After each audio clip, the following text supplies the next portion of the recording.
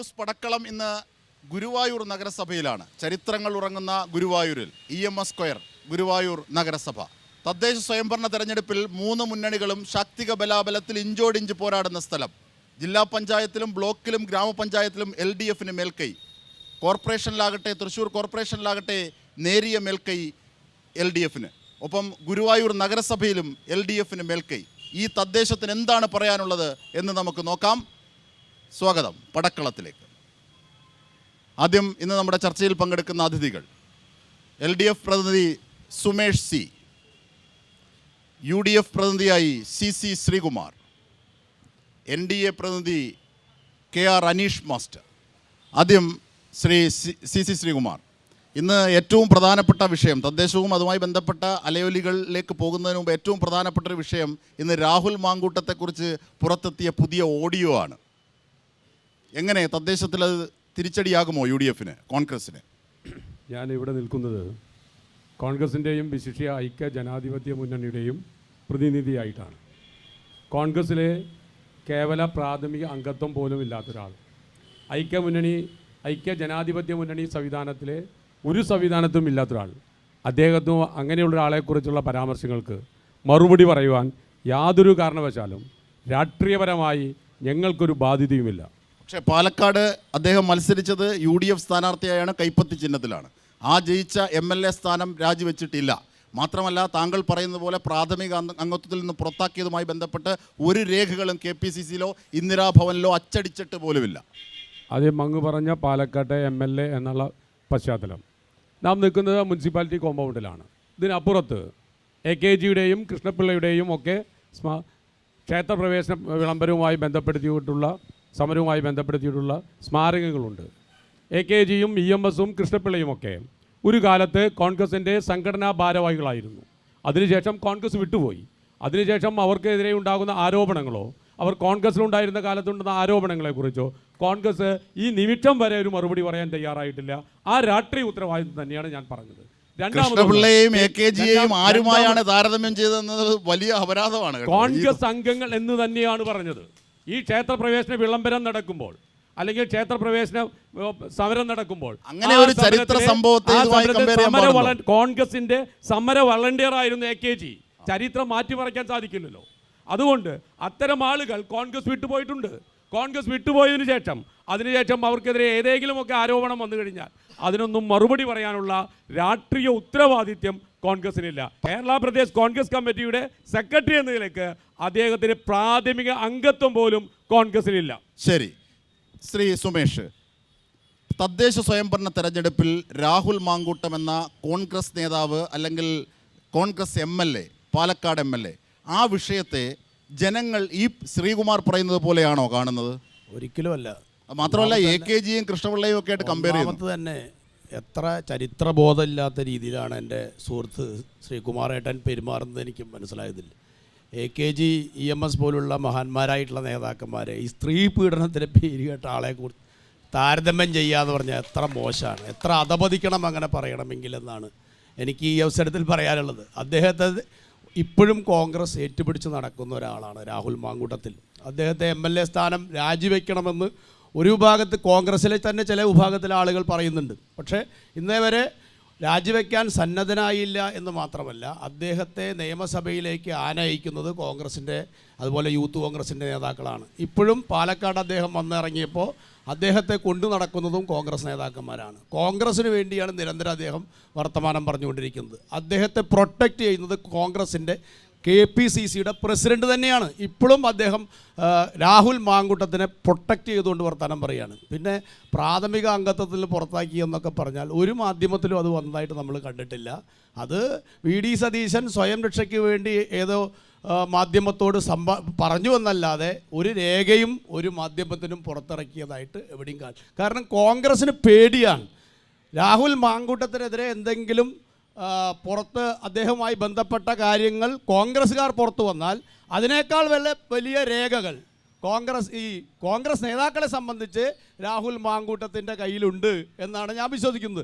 അതുകൊണ്ടാണ് ഭയപ്പെട്ടുകൊണ്ട് ഈ രാഹുൽ മാങ്കൂട്ടത്തിനെ തള്ളിപ്പറയാൻ പല കോൺഗ്രസ് നേതാക്കന്മാരും തയ്യാറാകാത്തത് എന്ന് നാം മനസ്സിലാക്കണം.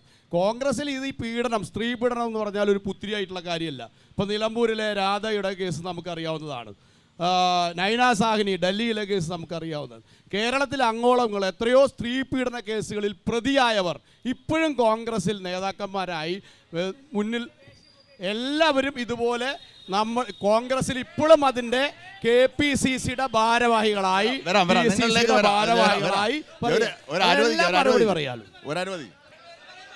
എല്ലാവരും ഉണ്ട്. അല്ല ഇരിക്ക്, അല്ല വിൻസെന്റ് ഉണ്ടല്ലോ, കോവള MLA വിൻസെന്റ് ഉണ്ട്. നിങ്ങളിലേക്ക് എത്താം. ഇല്ല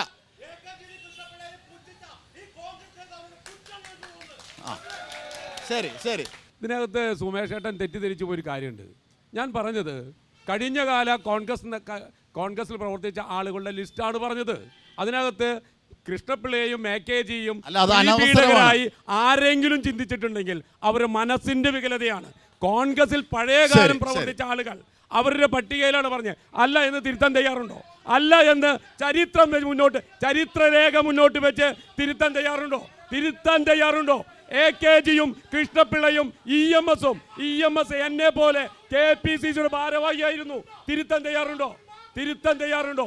ഇനി ഗോപി കോട്ടമുറിക്കലിന്റെ കട്ടിലിന്റെ അടിയിൽ ക്യാമറ വെച്ച കഥയൊന്നും ഞങ്ങളെ കൊണ്ട് പറയിപ്പിക്കരുത് ഒരു ഇടതുപക്ഷക്കാരനും. അത് വെച്ചത് രാഹുൽ മാങ്കൂട്ടത്തിലോ കോൺഗ്രസുകാരോ അല്ല. ഇവിടെ ഈ പറയുന്നത് ഞാൻ നേരത്തെ പറഞ്ഞു. ഇവിടെ കോൺഗ്രസിന്റെ പീഡന കഥകൾ ഡൽഹി മുതൽ കേരളം വരെ എല്ലാവർക്കും അറിയാവുന്ന സംഭവങ്ങളാണ്, എല്ലാവർക്കും അറിയാവുന്ന കാര്യങ്ങളാണ്. ഇതിനെ മറച്ചു വെക്കാൻ ആർക്കും പറ്റില്ല. രാഹുൽ മാങ്കൂട്ടത്തിൻ്റെ പുതിയ വിഷയങ്ങൾ പറയുക. കേരളം ഞെട്ടിത്തെറിച്ച സംഭവങ്ങളാണ് നമ്മൾ പുറത്തറിഞ്ഞത്. എത്രയോ സ്ത്രീകൾ, ഒരു സ്ത്രീയല്ല, എത്രയോ സ്ത്രീകൾ ഇപ്പോൾ അത് പലതും പറയാൻ മടിയാണ്, പലരും പുറത്തു വന്നിട്ടില്ല എന്നാ മനസ്സിലാക്കണം. കേരളം ഞെട്ടി. ഒരു MLA ഇതുപോലെ സ്ത്രീ പീഡനങ്ങൾക്ക് നേതൃത്വം കൊടുക്കുകയാണ്. അത് എത്ര അധപതിച്ചു പോയി. അയാൾക്കെതിരമായി ശക്തമായൊരു നിലപാടെടുക്കാൻ കോൺഗ്രസിന് കഴിയാതെ, സ്വന്തം ശരീരത്തിലെ അഴുക്ക് മനസ്സിലാക്കാതെ, മറ്റുള്ളവരെ കുറിച്ച് പറയല്ല, സ്വയം നന്നാവാൻ വേണ്ടി കോൺഗ്രസ് തയ്യാറാവണം.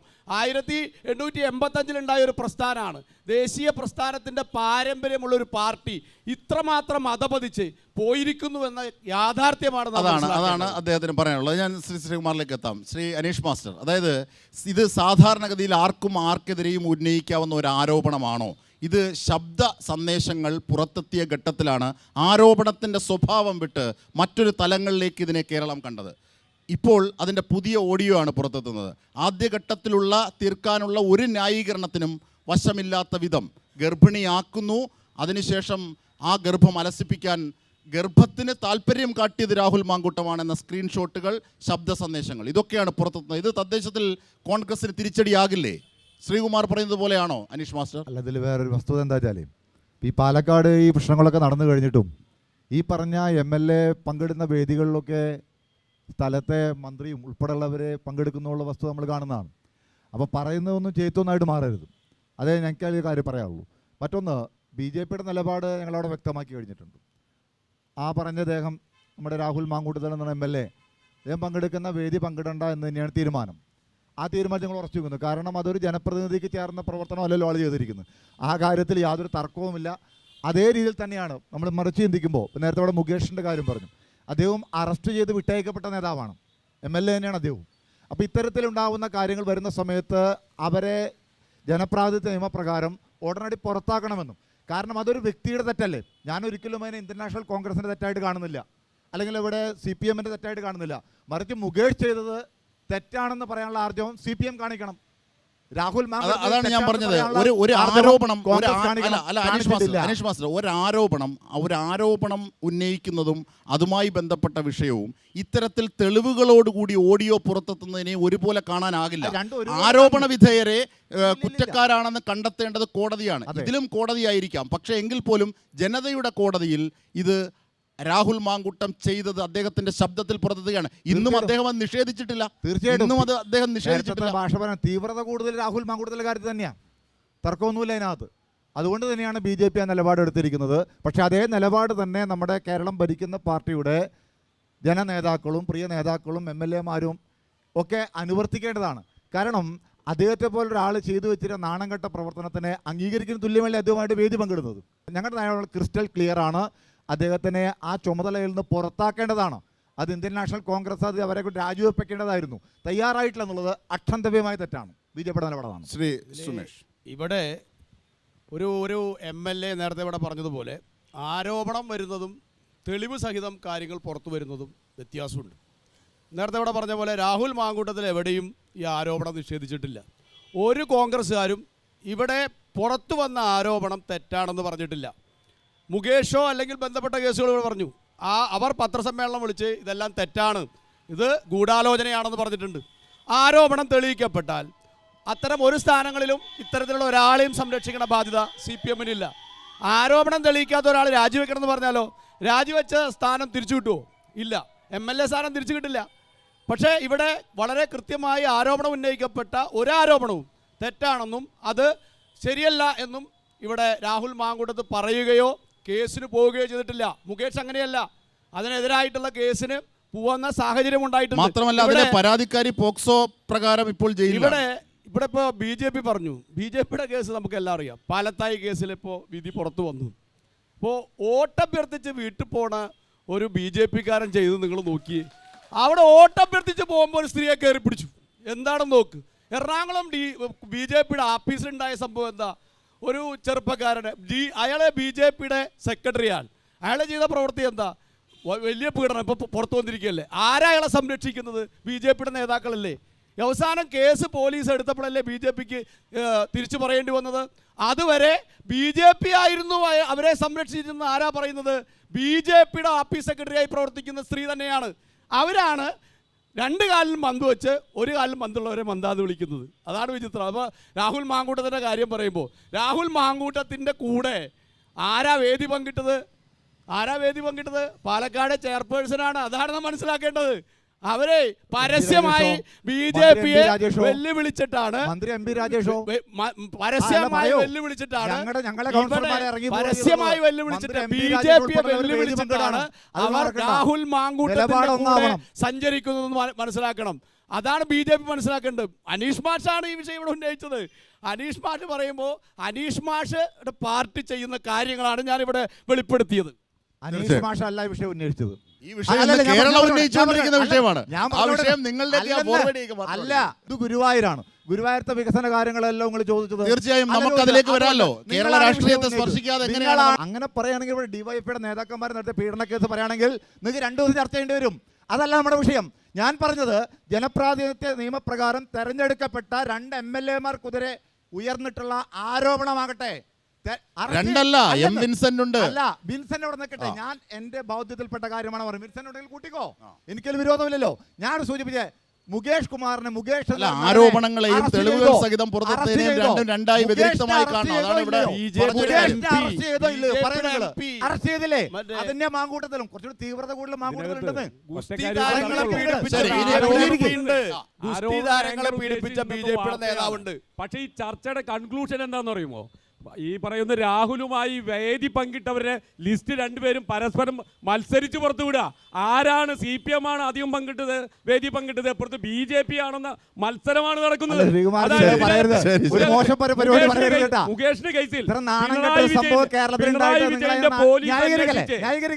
വിജയന്റെ പോലീസ് അന്വേഷിച്ച് കേസ് അന്വേഷിച്ച് അതിനകത്ത് ജാമ്യം അതിലെ പരാതിക്കാരുടെ ക്രെഡിബിലിറ്റി പോലും പിന്നീട് ചോദ്യം ചെയ്യപ്പെട്ടു.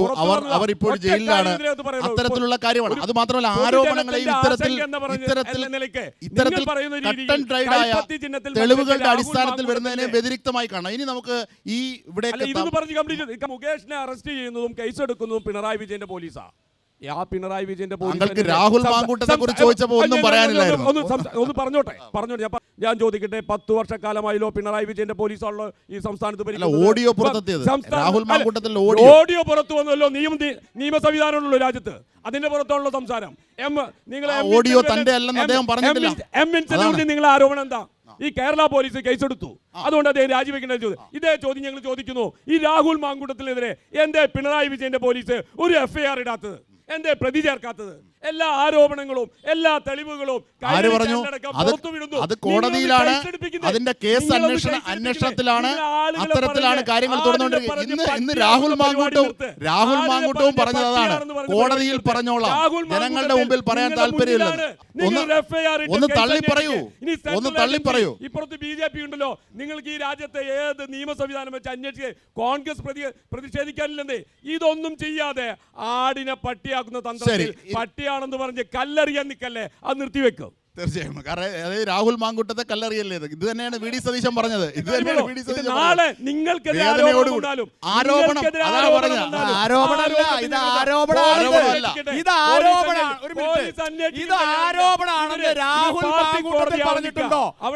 ആരോപണമാണെന്ന് രാഹുൽ മാങ്കൂട്ടത്തിൽ പറഞ്ഞിട്ടുണ്ടോ? ഇല്ല. പത്രസമ്മേളനം വിളിച്ചത് തെറ്റാണ്. എനിക്കെതിരെ ആരോപണം ഉന്നയിച്ചവർക്കെതിരെ ഞാൻ കേസ് കൊടുക്കും. ധൈര്യമുണ്ടോ രാഹുൽ മാങ്കൂട്ടത്തിൽ അങ്ങനെ പറയാൻ? നിയമപരമായ നടപടികൾ നിയമത്തിന്റെ വഴിക്കകത്ത് നടക്കുന്നുണ്ട്. നിങ്ങൾക്കറിയാത്ത കാരണമാണ്. എന്ത് നടപടിയാ CPM നടത്തിയത്? ആരോപണവും തെളിവും അങ്ങനെ പറയരുത്. കാരണം അവര് മാനനഷ്ടത്തിന് കേസ് കൊടുത്താൽ കൊടുക്കും. എങ്ങനെയാണ് CPM-ന്റെ ഓഫീസിലേക്ക് എനിക്കൊരു പാർട്ടി സെക്രട്ടറി കാണാൻ ചെല്ലാൻ പറ്റും? നമുക്ക് മാനനഷ്ടത്തിന് അവര് കേസ് കൊടുത്താൽ ശ്രീകുമാർ കൊടുക്കും. വലിയ അത്തരം പ്രവർത്തനം പറഞ്ഞ ഞങ്ങൾ ഇതാ പറയുന്നു, രാഹുൽ മാങ്കൂട്ടത്തിലെ കോൺഗ്രസിനകത്ത് പ്രാഥമിക അംഗത്വം ഐക്യജനാധിപത്യ മുന്നണി നിയമസഭയ്ക്കകത്ത് ഐക്യജനാധിപത്യ മുന്നണി ബ്ലോക്കിലല്ല ഇരിക്കുന്നു, മാറ്റിയിരിക്കുന്നു. ഒരു ബന്ധവും ഞങ്ങൾക്കില്ല. അങ്ങനെ വഴിയെ പോകുന്ന ഒരാളെ കുറിച്ച് എന്തെങ്കിലും ആരോപണം ഉണ്ടായാൽ യൂത്ത് കോൺഗ്രസിന്റെ നേതാക്കന്മാർ തന്നെയാണ് രാഹുൽ മാങ്കൂട്ടത്തിന്റെ കൂടെ നടക്കുന്നത്. യൂത്ത് കോൺഗ്രസിന്റെ സംസ്ഥാന നേതാക്കന്മാരാണ് രാഹുൽ മാങ്കൂട്ടത്തിനെ എത്തിപ്പിടിച്ച് നടക്കുന്നത്.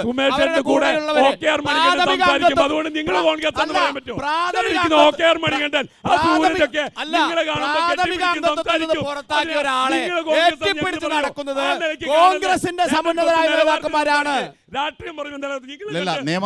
നിയമസഭയിൽ അദ്ദേഹം എത്തിയപ്പോൾ ആദ്യ ദിവസം നിയമസഭയിൽ എത്തിയപ്പോൾ അദ്ദേഹത്തോടെ കൂടെ വന്നത് ആരാണ്? സ്വന്തം സഹചാരിയായി അദ്ദേഹത്തിന് ബലം കൊടുത്തത് ആരാണ്? അത് വലിയ ചർച്ചയായതാണ്. പോട്ടെ, ഇനി നമുക്ക് ഇവിടുത്തെ വികസന പന്ഥാവിലേക്ക് എത്താം. ഗുരുവായൂർ നഗരസഭ തൃശ്ശൂരിലുള്ള തദ്ദേശ സ്വയംഭരണ തെരഞ്ഞെടുപ്പിൽ അലയടിക്കുന്ന വികസന പദ്ധതികൾ എന്തൊക്കെയാണ് കോൺഗ്രസിന് മുമ്പോട്ട് വെക്കാനുള്ളത്? ഭരണഗത വെള്ളം കുടിച്ചു, കുഴപ്പമില്ല.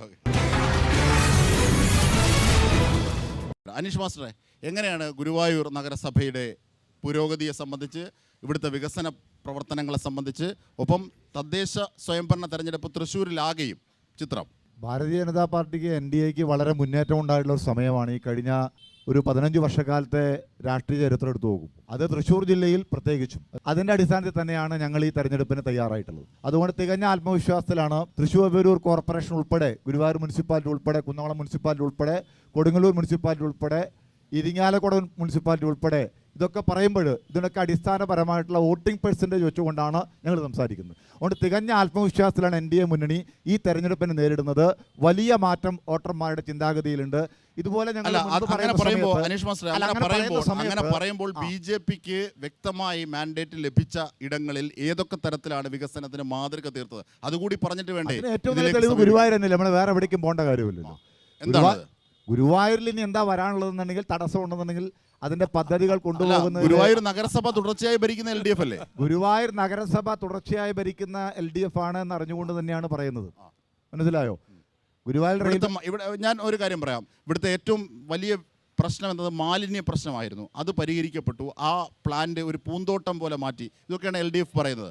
മാത്രമല്ല ഇവിടുത്തെ മേൽപ്പാലത്തെ സംബന്ധിച്ച് ഇങ്ങനെ ഒരുപാട് വികസനത്തിന്റെ വഴികൾ ഇവിടെ തുറന്നിട്ടുണ്ടെന്നാണ് അവർ അവകാശപ്പെടുന്നത്. പറയാം. സൂചിപ്പിച്ചത് നമ്മൾ നിൽക്കുന്ന ഗുരുവായൂരാണല്ലോ, അതുകൊണ്ടാണ് പറഞ്ഞത്. ഇപ്പൊ നിങ്ങൾ മേൽപ്പാലത്തിന്റെ കാര്യം പറഞ്ഞുകൊണ്ട് വന്നു. മേൽപ്പാലം മുതൽ ഇങ്ങോട്ടുള്ള എല്ലാ കാര്യങ്ങളിലും പിന്തുണ പ്രഖ്യാപിച്ചുള്ള സർക്കാർ, നരേന്ദ്രമോദി സർക്കാർ. ഈ ഗുരുവായൂർ മുനിസിപ്പാൽ നിർത്ത സുഹൃത്തെ, കൂക്കി വിളിക്കലെന്ന്. എന്താ കൂക്കി വിളിക്കുന്നത്? നിർത്തവിടെ കേൾക്കാൻ തയ്യാറും. ഇവിടെ കേന്ദ്ര സർക്കാർ ഫണ്ട് കൊടുക്കാൻ തയ്യാറുള്ള സ്ഥലമാണ് ഗുരുവായൂർ മുനിസിപ്പാലിറ്റി. പക്ഷെ ആ കിട്ടുന്ന പണം കൃത്യമായിട്ട് പോലും വിനിയോഗിച്ച് കഴിഞ്ഞിട്ടില്ല എന്നാണ് BJPയുടെ നിലപാട്. അതിന് ഉദാഹരണം പറഞ്ഞുതരാം. ഇവിടെ പ്രസാദ് നഗര പദ്ധതി പ്രകാരം 100 കോടി രൂപ കേന്ദ്ര സർക്കാർ ഗ്രാൻഡായി കൊടുത്ത മുനിസിപ്പാലിറ്റിയാണ് ഗുരുവായൂർ. അതിൽ എത്ര പദ്ധതി ഇവിടെ നടപ്പിലാക്കി ഈ LDF സർക്കാർ? ആകെ നടപ്പിലാക്കിയുള്ള പടിഞ്ഞാറ് നടയിലെ ടൂറിസ്റ്റ് അമ്യൂണിറ്റി സെൻറ്റർ 3 കോടി രൂപ ചെലവിൽ നയാ പൈസ മുനിസിപ്പാലിറ്റിയുടെ ഇല്ല, സംസ്ഥാന സർക്കാരിൻ്റെ ഇല്ല, കേന്ദ്ര സർക്കാരിന് മുഴുവൻ ഗ്രാൻഡാ. അപ്പുറത്ത് പ്രൈവറ്റ് ബസ് സ്റ്റാൻഡിലേക്ക് പോയി കഴിഞ്ഞാൽ 10 കോടി രൂപ ടൂറിസ്റ്റ് ഫെസിലിറ്റേഷൻ സെൻറ്റർ പ്രസാദ നഗരം പദ്ധതി പ്രകാരം മുനിസിപ്പാലിറ്റി നിർമ്മിച്ചതാണ്. ഈ 2 പദ്ധതി ഒഴികെ മുനിസിപ്പാലിറ്റി ഇതേവരെ ഏതെങ്കിലും DPR വെച്ചിട്ടുണ്ടോ? പ്രസാദ നഗരം പദ്ധതിക്ക് വെച്ചിട്ടില്ല. അവരുടെ കയ്യിൽ നിന്ന് പണം ചെലവഴിക്കില്ല എന്ന് അറിഞ്ഞുകൊണ്ട് തന്നെയാണ് അവർ ഈ പദ്ധതികളോട് മുന്നോട്ട് പോകാത്തത്. ബാക്കി 35 കോടി രൂപയ്ക്ക് multi level parking complex Guruvayur ദേവസ്വത്തിന് കൊടുത്ത് തെക്കേ നടയിലെ ആന പാർക്കിന് അവിടെ ഉണ്ടാക്കിയിട്ടുണ്ട്. കണ്ടിട്ടുണ്ടാവും നിങ്ങളത്. 5 കോടി രൂപയുടെ സുരക്ഷാ ക്യാമറ ഈ നഗരത്തിൽ മുഴുവൻ വെച്ചിട്ടുണ്ട്. അത് പ്രസാദ നഗരം പദ്ധതി പ്രകാരം ഈ മുനിസിപ്പാലിറ്റിയുടെയോ ഈ സംസ്ഥാന സർക്കാരിൻ്റെയോ ചില്ലി പണം വേണ്ട. 100 കോടി രൂപയുടെ പദ്ധതി കൊടുത്തിട്ട് അത് വേണ്ട പോലെ വിനിയോഗിക്കാൻ സാധിക്കാത്ത ഗുരുവായൂർ ദേവസ്വവും ഗുരുവായൂർ മുനിസിപ്പാലിറ്റിയും നരേന്ദ്രമോദിയെ വെല്ലുവിളിക്കാനായിട്ടില്ല. ഈ ഗുരുവായൂരിലെ വികസനം നടപ്പിലാക്കാൻ പ്രതിജ്ഞാബദ്ധമാണ് BJP. വികസന പ്രവർത്തനങ്ങൾക്ക് മുന്നിൽ നയിക്കുന്ന സുമേഷ്, അതായത് കേന്ദ്ര സർക്കാരിന്റെ ആനുകൂല്യത്തിലുള്ള വികസനങ്ങളാണ് ഇവിടെ നടന്നിട്ടുള്ളത്. അതിന്റെ ക്രെഡിറ്റ് നിങ്ങൾ അടിച്ചെടുക്കുന്നു, അതാണ് ആരോപണം. പ്രധാനമന്ത്രി ആവാസ് യോജന പ്രകാരം 1500 വീടുകൾ കഴിഞ്ഞ 10 വർഷത്തെ കണക്ക് കൂടി പറയട്ടെ. എത്രയാണ് കേന്ദ്രത്തിന്റെ കോൺട്രിബ്യൂഷൻ? വീടുകളിൽ പ്രധാനമന്ത്രി ആവാസ് യോജന എന്ന അഭിപ്രായം ഉണ്ടോ? മുനിസിപ്പാലിറ്റി രേഖ കാണിച്ചു തരാം, കാണണോ? അല്ല, നിങ്ങളിലേക്ക് എത്താം. ഈ അക്കമിട്ട് ചോദിക്കും.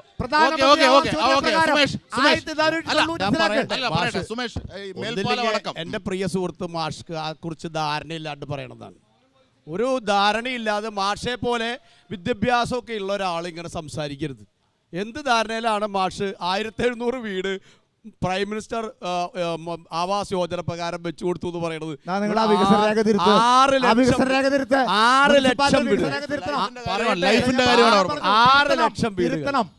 6 ലക്ഷം വീടുകൾ ലൈഫ് പദ്ധതി പ്രകാരം ഇടതുപക്ഷ ജനാധിപത്യ മുന്നണി ഗവൺമെന്റ് ലോകത്തിൽ ഒരിടത്തും 6 ലക്ഷം വീട്. മണിക്കൂറിൽ 7 വീടാണ്. 10 കൊല്ലം കൊണ്ട് ഒരു മണിക്കൂറിൽ 7 വീട് വെച്ച് നടക്കുന്ന സർക്കാരാണ്. ഞാൻ പറയട്ടെ,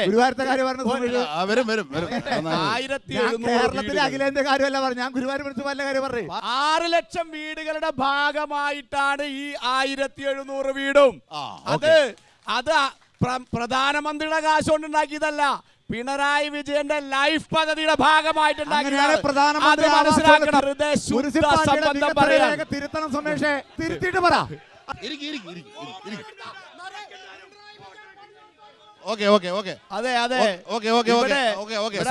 ഇതിലൊന്നും ഈ എട്ടുകാലി മമ്മൂഞ്ഞ് ബഷീറിന്റെ കഥാപാത്രത്തിലെ എട്ടുകാലി മമ്മൂഞ്ഞാവാണ്.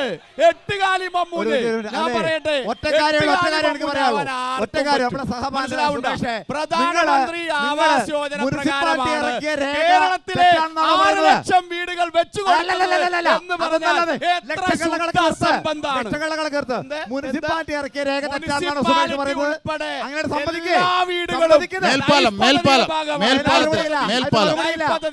മേൽപ്പാലം മാലിന്യ പ്ലാന്റ്. മറുപടി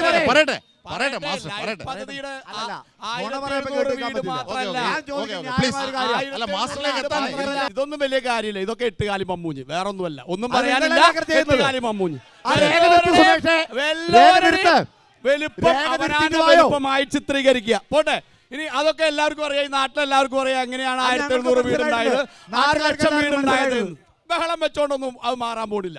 പിന്നെ ഇവിടെ ഈ ഗുരുവായൂരിൽ തികഞ്ഞ അഭിമാനത്തോടു കൂടിയാണ് ഇടതുപക്ഷ ജനാധിപത്യ മുന്നണി തെരഞ്ഞെടുപ്പിനെ നേരിടുന്നത്.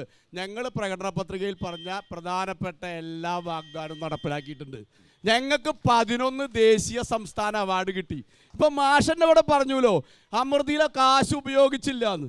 അമൃത് പദ്ധതിയുടെ കാശ് കേന്ദ്ര ഗവൺമെന്റിന് മാത്രം പണമാണോ? 50% ഇവിടുത്തെ മുനിസിപ്പാലിറ്റിയുടെ പണം. ആ മുനിസിപ്പാലിറ്റിയുടെയും സ്റ്റേറ്റ് ഗവൺമെന്റിന്റെയും പണം ഉപയോഗപ്പെടുത്തിയിട്ടാണ് ഇവിടെ അമൃത് പദ്ധതി നടപ്പിലാക്കിയത്. നോക്കൂ, അമൃത് പദ്ധതി നടപ്പിലാക്കിയതിന് ദേശീയ പുരസ്കാരം നേടിയ ഒരു മറ്റേ തദ്ദേശ സ്വയംഭരണ സ്ഥാപനമാണ് ഇവിടെ ഗുരുവായൂർ. മനസ്സിലാക്കണം, ദേശീയ പുരസ്കാരം നേടിയ തദ്ദേശ ശരി, സ്വയംഭരണ ശരി, സ്ഥാപനം. ശരി. കോൺഗ്രസ് അതാണ് അല്ല, മനസ്സിലാക്കുന്നത്. സുമേഷ്. 11 ദേശീയ സംസ്ഥാന അംഗീകാരങ്ങൾ നേടി എല്ലാ മേഖലയിലും. മാലിന്യ സംസ്കരണം, കുടിവെള്ളം, സ്ത്രീ ശാക്തീകരണം, അതുപോലെ ഇത് പറഞ്ഞാൽ ഇത് എല്ലാവർക്കും അറിയാം, പറഞ്ഞാൽ തീരാത്തത്ര വികസനമാണ്. അതുകൊണ്ടാണ് 11 സംസ്ഥാന ദേശീയ അവാർഡ്. ഇതൊക്കെ ഈ നാട്ടിലെ ജനങ്ങൾക്ക് മുഴുവൻ അറിയാവുന്ന കാര്യങ്ങളാണ്. ശരി, ശ്രീകുമാർ, കോൺഗ്രസ്. കഴിഞ്ഞ കാൽ നൂറ്റാണ്ടായി ഇടതുപക്ഷ ജനാധിപത്യ മുന്നണിയും CPM വിശിഷ്ട CPM-ഉമാണ് ഗുരുവായൂർ നഗരസഭയ്ക്ക് ഭരണ നേതൃത്വം കൊടുക്കുന്നത് നമുക്കറിയാം. ആ 25 വർഷക്കാലം ഒരു തദ്ദേശഭരണ സ്ഥാപനത്ത് കാലാനുസൃതമായി ഉണ്ടാകുന്ന വികസന പ്രക്രിയയിലുണ്ടാകുന്ന കാലാനുസൃത മാറ്റത്തിനപ്പുറത്ത് ഒരു മാറ്റവും കാൽ നൂറ്റാണ്ടായി ഈ ഇന്ത്യയിലെ മുഴുവൻ കൃഷ്ണഭക്തന്മാർ കടന്നു വരുന്ന ഈ ക്ഷേത്ര നഗരിക്ക് ഈ നിമിഷം വരെ ഉണ്ടായിട്ടില്ല. കാൽ നൂറ്റാണ്ടായി 25 വർഷക്കാലമായി ഈ ക്ഷേത്ര നഗരിക്ക് ഒരു മാറ്റവും ഉണ്ടായില്ല. ഇവിടുത്തെ ചില പൊട്ടിപ്പൊളിഞ്ഞ റോഡുകൾ റീടാർ ചെയ്തിട്ടുണ്ടായിരിക്കും. മാലിന്യത്തിൻ്റെ കാര്യം നോക്കുക. നിങ്ങൾ മൂക്ക് പൊത്താതെ ഈ ക്ഷേത്ര പരിസരത്ത് എവിടെയെങ്കിലും നടക്കാൻ സാധിക്കുമോ? 10 വർഷമായി അവർ സംസാരിച്ചോട്ടെ, അവർ ഓടിട്ടോട്ടെ, 10 വർഷമായി ഈ മുനിസിപ്പാലിറ്റിയും സംസ്ഥാന സർക്കാരും ദേവസ്വം ബോർഡും ഒരുമിച്ചാണ് ഈ CPM ആണ് ഭരിക്കുന്നത്. ഇനി എന്താ പറയുക? 2 കാര്യം പറയുന്നു. ഒന്ന് മേൽപ്പാലം. 25 വർഷമായിട്ടൊരു ജനത്തിന് മേൽപ്പാലം ഒരു ആധുനിക പദ്ധതിയാണെന്ന് പറയുമെങ്കിൽ ആ ജനത എത്ര കണ്ട് പിന്നാക്കമാണ് കിടക്കുന്നത് ആലോചിച്ച് നോക്ക്. ഈ പരിസരത്ത് തൊട്ടടുത്ത് എല്ലായിടത്തും മേൽപ്പാലങ്ങൾ വരാൻ ഒരു തടസ്സവുമില്ല. ഇനി രണ്ടാമത് പറയുന്ന നേരത്തെ അനീഷ് മാഷും സുമേഷ് ഭവന നിർമ്മാണമാണ് പിന്നെ പറയുന്നത്. 1700 വീട് കൊടുത്തു എന്ന് പറയാം. എത്ര കൊല്ലം കൊണ്ട്? 10 കൊല്ലം കൊണ്ട് ഗുരുവായൂർ മുനിസിപ്പാലിറ്റി 1700 വീട്.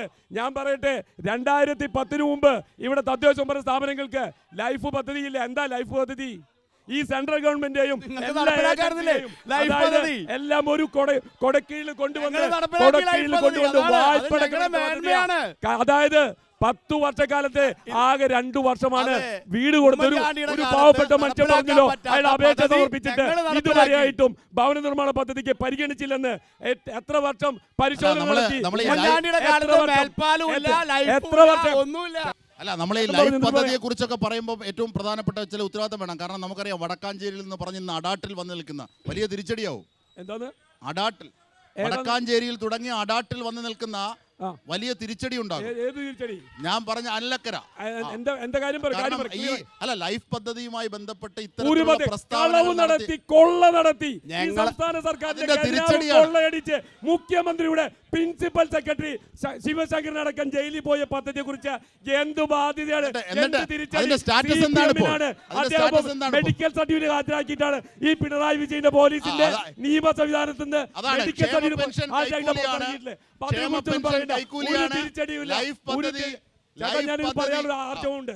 2010 ജില്ലാ പഞ്ചായത്ത് പ്രസിഡന്റ് ആയിരിക്കുമ്പോ ഈ ജില്ലയിൽ 8 സ്ഥലത്ത് ഭവന നിർമ്മാണത്തിന് വേണ്ടി പദ്ധതിക്ക് വേണ്ടി ഫ്ലാറ്റ് പണിത് കൊടുത്തോന്നെ ഞാൻ. അതുകൊണ്ട് ചൂണ്ടൽ പഞ്ചായത്ത്, കൊരട്ടി പഞ്ചായത്ത്, ഈ ഇപ്പോഴത്തെ വടക്കാഞ്ചേരി മുനിസിപ്പാലിറ്റി, പഴയ വടക്കാഞ്ചേരി ഒറ്റക്കാരം ഇവിടെ ഈ വികസനത്തെ കുറിച്ച് പറഞ്ഞല്ലോ. ഇപ്പൊ ഈ കഴിഞ്ഞ കാലത്തെ മുനിസിപ്പാലിറ്റി ഭരണത്തെ കുറിച്ച് ഈ LDF കഴിഞ്ഞ ഒരു പ്രകടന പത്രിക ഇറക്കിയിരുന്നു. ഇവിടെ മമ്മിയൂർ മുതലുള്ള പടിഞ്ഞാറ് നട വരെയുള്ള റോഡിനെ വീതി കൂട്ടി ഗുരുവായൂരിന്റെ വികസനം സാക്ഷ്യപ്പെടുത്തും പറഞ്ഞിട്ടുണ്ടായിരുന്നു. എന്തെങ്കിലും ഇല അനങ്ങിയിട്ടുണ്ടോ എന്ന് ചോദിച്ചു. അനങ്ങിയിട്ടില്ല. കാരണം മോദി സർക്കാർ കൊടുക്കുന്ന ഫണ്ടിൽ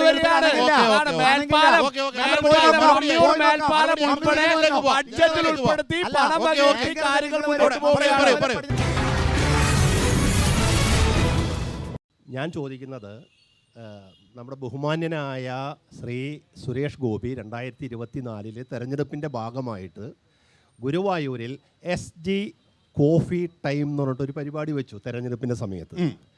അദ്ദേഹം ഗുരുവായൂർ ക്ഷേത്ര നഗരിക്ക് തെരഞ്ഞെടുപ്പ് സമയത്ത് വാഗ്ദാനം ചെയ്ത ചില കാര്യങ്ങളുണ്ട്. ചുരുക്കത്തിൽ, 1, മണ്ണുത്തിയിൽ നിന്ന് ആരംഭിച്ച് അമല വഴി ചൂണ്ടൽ ഗുരുവായൂരിലേക്ക് എത്തി, ഗുരുവായൂരിൽ നിന്ന് ചാവക്കാട് ഇപ്പോൾ സംസ്ഥാന സർക്കാർ പിണറായി വിജയൻ സർക്കാരിൻ്റെ ഇച്ഛാശക്തിയോടുകൂടി നടപ്പിലാക്കിക്കൊണ്ടിരിക്കുന്ന തീരദേശ പറയട്ടെ ഞാൻ പറയട്ടെ മാഷേ,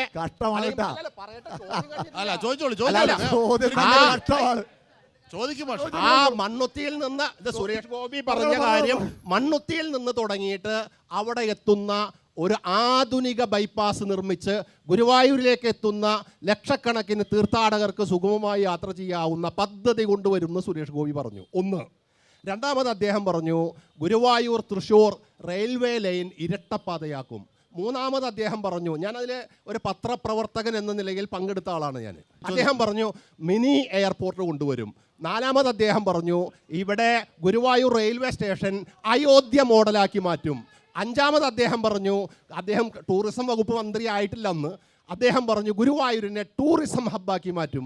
ഗുരുവായൂർ ക്ഷേത്രം, ദ്വാരക ബീച്ച്, ചേറ്റുവ കായൽ, അതുപോലെ ചക്കംകണ്ടം, ആനക്കോട്ട, അതുപോലുള്ള പ്രദേശങ്ങൾ പുന്നിയൂർക്കുളം, മാഷ്ക്കറിയാലോ, പുന്നിയൂർക്കുളത്തിലെ അവിടെയുള്ള എല്ലാം ഉൾപ്പെടുത്തിക്കൊണ്ട് ഒരു ടൂറിസം ഹബ്ബ് ഇത് കൊണ്ടുവരുമെന്ന് പറഞ്ഞു. അദ്ദേഹം ഗുരുവായൂർ തിരുനാവായ റെയിൽവേ പാത ഞാൻ MP ആയി കഴിഞ്ഞാൽ കൊണ്ടുവരുമെന്ന് പറഞ്ഞു. ഇപ്പോൾ അദ്ദേഹം പറഞ്ഞ തെരഞ്ഞെടുപ്പ് വാഗ്ദാനങ്ങളെക്കുറിച്ച് അദ്ദേഹവും പറയണില്ല, ആരും പറയണില്ല. അദ്ദേഹത്തെ കാണണമെങ്കിൽ ഇപ്പോൾ സിനിമ കാണേണ്ട അവസ്ഥയിലാണ്. പറഞ്ഞു സുരേഷ് ഗോപിയുടെ വാഗ്ദാനങ്ങൾ പാലിച്ചോ? 20 കോടി രൂപയാണ് അമൃത് ഭാരത് റെയിൽവേ സ്റ്റേഷൻ പദ്ധതിയിൽപ്പെടുത്തി ഗുരുവായൂർ റെയിൽവേ സ്റ്റേഷൻ നിൽക്കുന്ന. പിന്നെ അതിന്റെ ഇടയ്ക്ക് ഒരു കൊത്തല്ലങ്ങള് കാണിക്കേ. പിന്നെ ആരാ പിന്നെ പണിയുന്നത്? ഇതെന്താ ഏർപ്പാടാ സംസാരിക്കൽ? എന്താ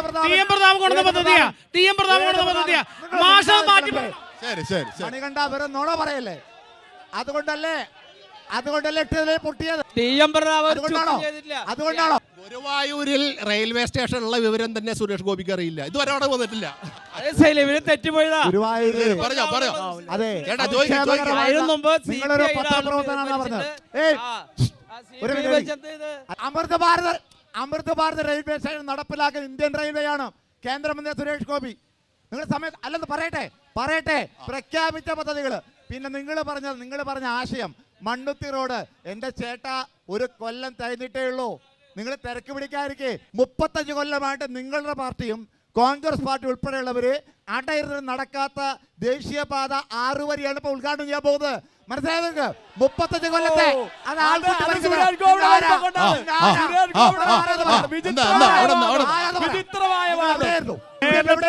പ്രധാനപ്പെട്ട തീർത്ഥാടന നഗരാണ് ഗുരുവായൂര്.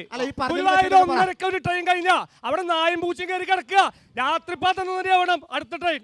വൈകുന്നേരം ഒരു പാസഞ്ചർ ട്രെയിൻ ഉണ്ടായിരുന്നു, അവിടുന്ന് ഇങ്ങോട്ടുണ്ടായിരുന്നു. BJPയുടെ MP അവിടെ എന്താ ചെയ്യണേ? നരേന്ദ്രമോദി കാല് തിരുമ്പി കൊടുക്കുന്ന പരിപാടി ചെയ്യണേ. ഇവിടെ ഗുരുവായൂരിന് വേണ്ടി റെയിൽവേ വികസനവുമായി ബന്ധപ്പെട്ട് ഒരു പദ്ധതി ചെയ്യുന്നില്ല.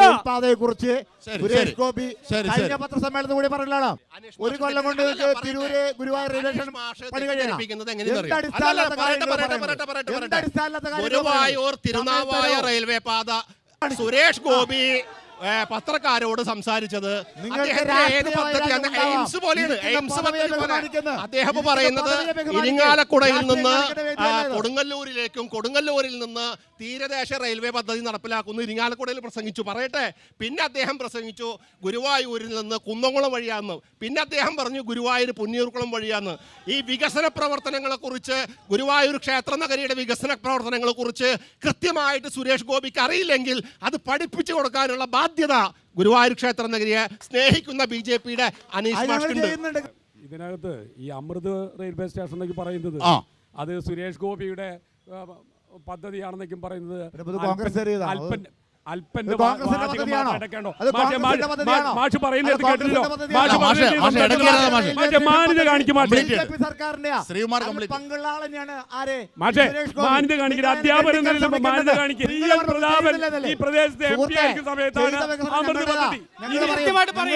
സുരേഷ് ഗോപി എവിടെയായിരുന്നു? സുരേഷ് ഗോപി മന്ത്രിയായിരുന്നു.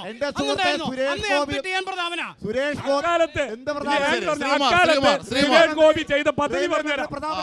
ശരി, പഞ്ചായത്ത് ഏറ്റെടുത്തു.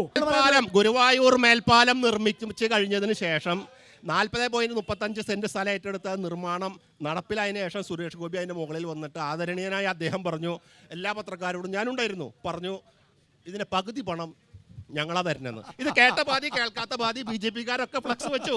അല്ല, ചോദിക്കട്ടെ സുഹൃത്തെ, കേരളത്തിലെ പിണറായി വിജയൻ ചെയർമാനായ കിഫ്ബി പദ്ധതിയിൽ 12 റെയിൽവേ ഗേറ്റുകൾ പദ്ധതിയിൽ, നവകേരള പദ്ധതിയിൽ നടപ്പിലാക്കിയ ഈ പദ്ധതിയിൽ 1 രൂപ സുരേഷ് ഗോപി കേന്ദ്ര ഗവൺമെന്റ് നിങ്ങൾ എന്തിനാണ് ഫ്ലക്സ് വെച്ചത്? നിങ്ങൾ എന്തിനാണ് ഫ്ലക്സ് വെച്ചത്?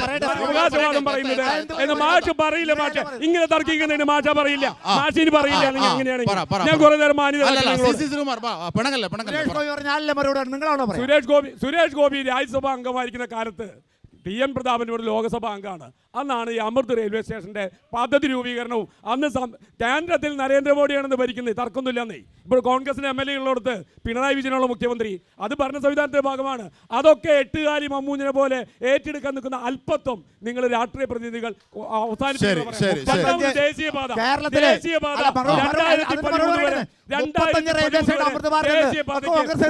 ഭൂമി ജനം കൊടുക്കാൻ തയ്യാറാണ്. UPA സർക്കാർ ദേശീയപാതയ്ക്ക് ഭൂമി ഏറ്റെടുക്കുമ്പോൾ അതിന് തക്കതായ വില കൊടുക്കാൻ മാർക്കറ്റ് വിലയേക്കാൾ ഉയർന്ന പൊന്നും വിലയ്ക്ക് ഭൂമി എടുക്കാൻ തീരുമാനിച്ചപ്പോഴാണ് ഇവർ പറയുന്ന എല്ലാ 2016 ശേഷമാണ് അത് യാഥാർത്ഥ്യമായത്. 2013 നിയമം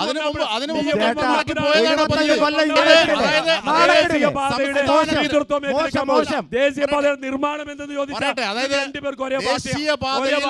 ദേശീയപാതയുടെ ചുവട്ടിലൂടെ അല്ലെങ്കിൽ എംബാർക്ക്മെന്റ് അടുത്തുകൂടെ ഒരു മനുഷ്യന് കടന്നു പോകാൻ ഇന്ന് ഇൻഷുറൻസ് വേണം. എപ്പോഴാണ് ഒരു ചാരൽ മഴ പെയ്തു കഴിഞ്ഞാൽ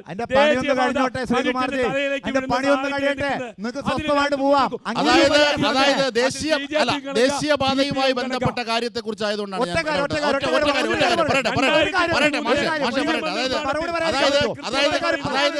ദേശീയപാതയിൽ 25% മുടക്കുന്ന ഏക സംസ്ഥാനം കേരളം. ഞാനൊന്ന് പറഞ്ഞോട്ടെ.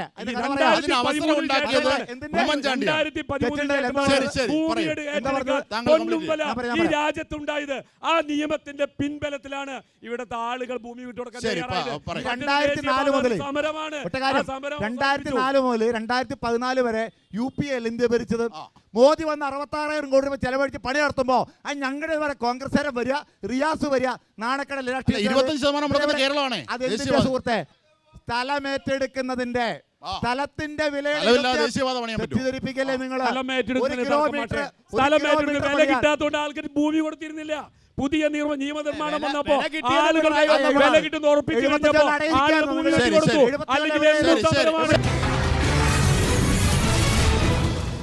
ഈ രാഹുൽ മാങ്കൂട്ടത്തിനെ പറ്റിയൊന്നും ഇപ്പൊ പറയണില്ല. പിന്നെ അത് കഴിഞ്ഞു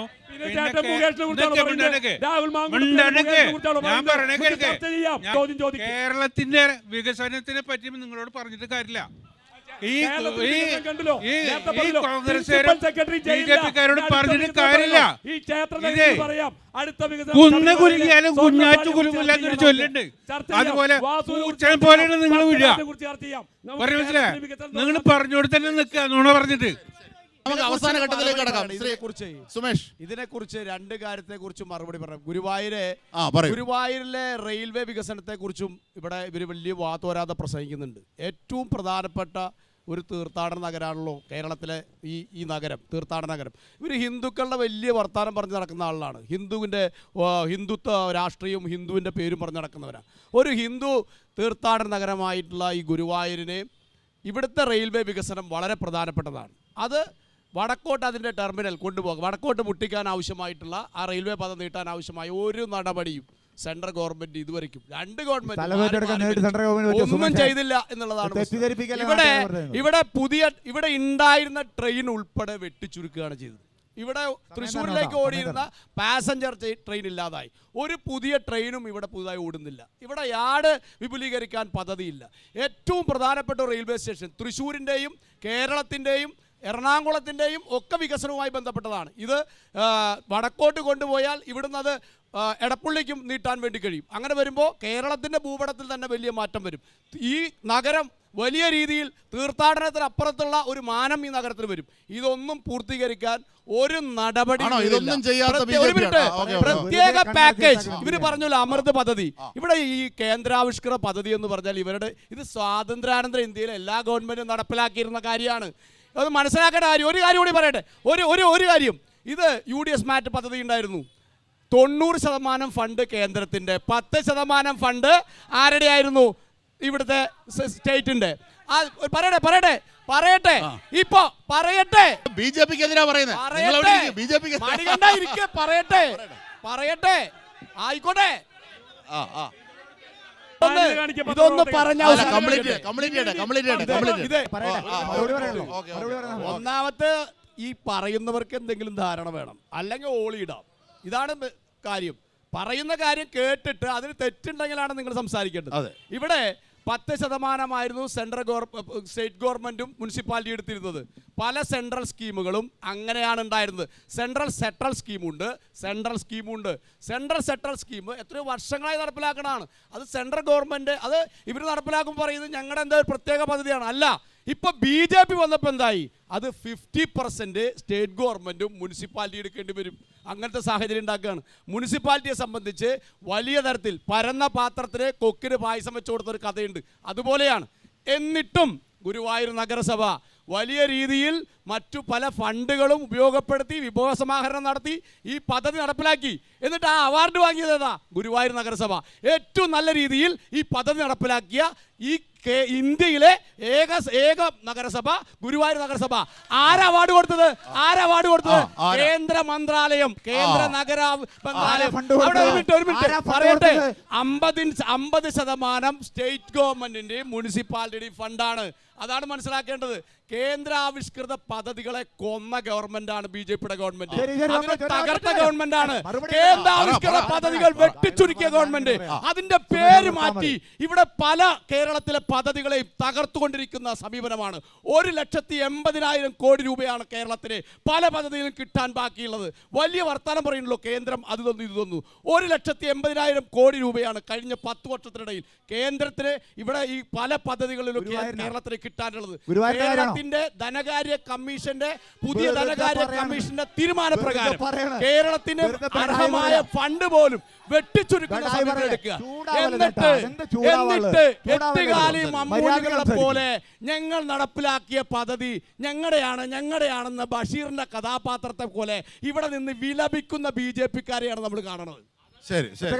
ഗുരുവായൂർ റെയിൽവേയുടെ വികസനത്തിന് വേണ്ടിയിട്ട് കേന്ദ്ര ആ പണി നടന്നുകൊണ്ടിരിക്കുക.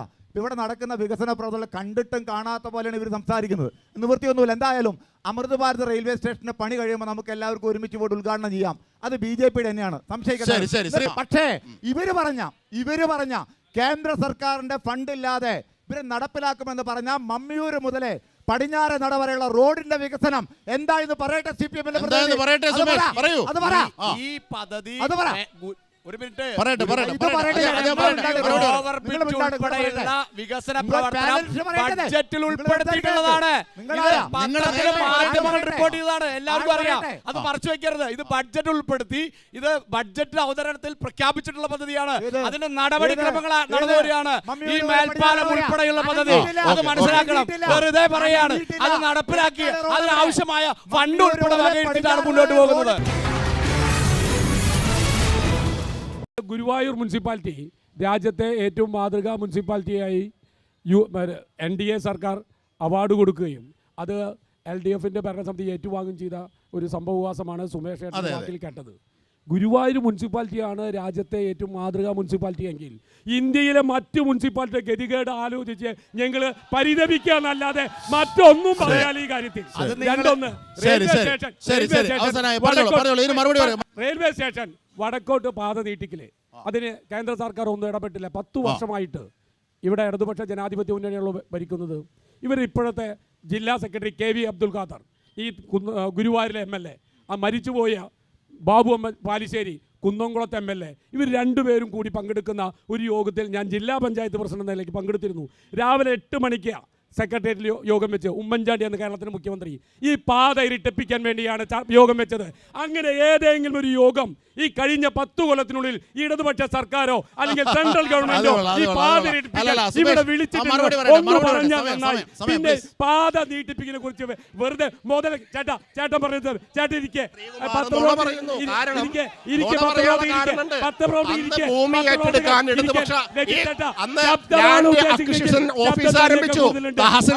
ചുമതലപ്പെടുത്തി ഭൂമി ഏറ്റെടുക്കാൻ വേണ്ടി സർവേ നടത്തി, ഹെലിപ്പാഡ് നടത്തി. സംസാരിക്കില്ല. അതായത് ഈ പാത നീട്ടിപ്പിക്കാൻ വേണ്ടി ഈ ഇടതുപക്ഷ സർക്കാർ ഞങ്ങൾ MLA അയാൾ അനാവശ്യമായി പാത വടക്കോട്ട് നീട്ടിപ്പിക്കുന്നതിനെ ബന്ധപ്പെട്ട് പിണറായി വിജയന്റെ കീഴിലുള്ള റെയിൽവേ മന്ത്രി, ആ സംസ്ഥാന റെയിൽവേയുടെ ചുമതലയുള്ള മന്ത്രി ആരാണെന്ന് അറിഞ്ഞാൽ കൊള്ളാം. എന്തു പണിയാണ്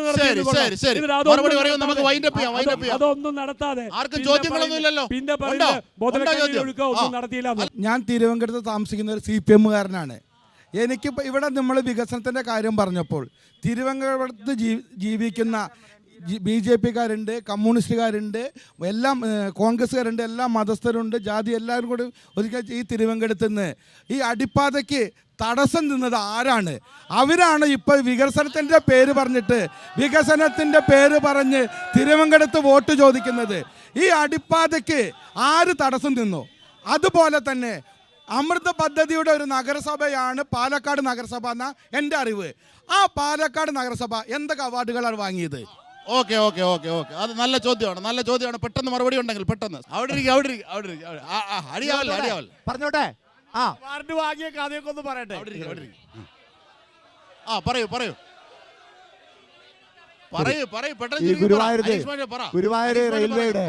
ഗുരുവായൂർ റെയിൽവേയുടെ പണി, ഈ മേൽപ്പാലത്തിന്റെ പണി ഉൾപ്പെടെ ഗുരുവായൂർ റെയിൽവേ മേൽപ്പാലത്തിന്റെ പണി പൂർത്തിയായപ്പോ ഉണ്ടായിട്ടുള്ള അടിപ്പാത. ഗുരുവായൂർ റെയിൽവേ മേൽപ്പാലത്തിന്റെ പണി കഴിഞ്ഞ സമയത്ത് അത് ഇക്വിറ്റി സ്കീമിലാണെന്നുള്ളത് നമുക്ക് എല്ലാവർക്കും അറിയാവുന്നതാണ്. പണി ചെയ്തതിന്റെ മൊത്തം ചെലവ് കിഫ്ബിനെ ചെയ്തിട്ടുള്ളത്. അത് അറിയാത്തവരൊന്നും ആരുമില്ല ആണെന്ന്. അതെ, ഇത് പഴയ കാലമൊന്നല്ല, എല്ലാവർക്കും അറിയുന്ന കാര്യമാണ്. പക്ഷേ ഇനി അടുത്ത കൂടി കേട്ടോളൂ. ആ മേൽപ്പാലത്തിന്റെ നിർമ്മാണത്തിന്റെ പകുതി പണം കേന്ദ്ര സർക്കാർ കൊടുക്കുന്നു. അത് ഗുരുവായൂർ റെയിൽവേ അടിപ്പാത വരണമെങ്കിൽ സ്ഥലമേറ്റെടുക്കണം. ഗുരുവായൂർ റെയിൽവേയുടെ അടിപ്പാത വരണമെങ്കിൽ സ്ഥലമേറ്റെടുപ്പ് നടത്തണം. സ്ഥലമേറ്റെടുത്ത് കൊടുത്തു കഴിഞ്ഞാൽ അതിന്റെ നിർമ്മാണ പ്രവർത്തനം നടക്കും. ഒരു തർക്കമില്ല അതിനകത്ത്, ഒരു തർക്കമില്ല. ക്ലാരിറ്റി ഞാൻ പറയാം. അത് സുമേഷ് വേണ്ട. ഇവിടെ നഗരസഭ 8.5 ലക്ഷം രൂപ സെന്റേജ് ചാർജ് ഉൾപ്പെടെ അടച്ച് അതിന്റെ പ്രവർത്തനങ്ങളുമായി മുന്നോട്ട് പോയി. ഗുരുവായൂർ ദേവസ്വം സൗജന്യമായി സ്ഥലം കൊടുക്കാൻ തീരുമാനിച്ചു. പ്രവർത്തനങ്ങളിലേക്ക് പോയി. ആ സമയത്ത് സംഘപരിവാരകാരൻ കേസിന് പോയി, കോടതിയിൽ സ്റ്റേ ആയി, മുന്നോട്ട് പോകാൻ പറ്റാതായി. പറയട്ടെ, ഗുരുവായൂർ ദേവസ്വം, ഗുരുവായൂർ ഭഗവാന്റെ സ്വത്ത് ഒരാൾക്ക് കൈമാറാൻ ദേവസ്വം ആക്ടിന്റെ വയലേഷൻ ഒരാൾ കൈമാറാൻ പറ്റില്ല.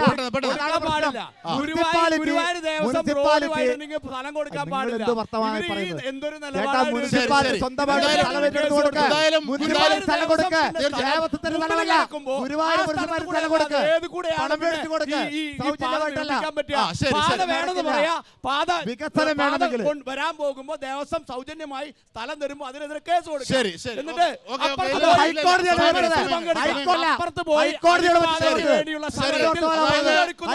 ആവേശത്തിന്റെ കൊടുമുടിയിലാണ്. ഇവിടെ ആരോപണങ്ങളും പ്രത്യാരോപണങ്ങളും ക്രിയാത്മകമായി ഏറ്റുമുട്ടിക്കൊണ്ടേയിരിക്കും. ഈ ആവേശം തദ്ദേശ സ്വയംഭരണ തെരഞ്ഞെടുപ്പിൽ ജനവിധിയായി എങ്ങനെ മാറുമെന്ന് നമുക്ക് നോക്കാം. എന്തായാലും പടക്കളം ഇന്ന് ഇവിടെ പൂർണ്ണമാകുന്നു. മറ്റൊരിടത്തേക്ക് പടക്കളം പോകുന്നു.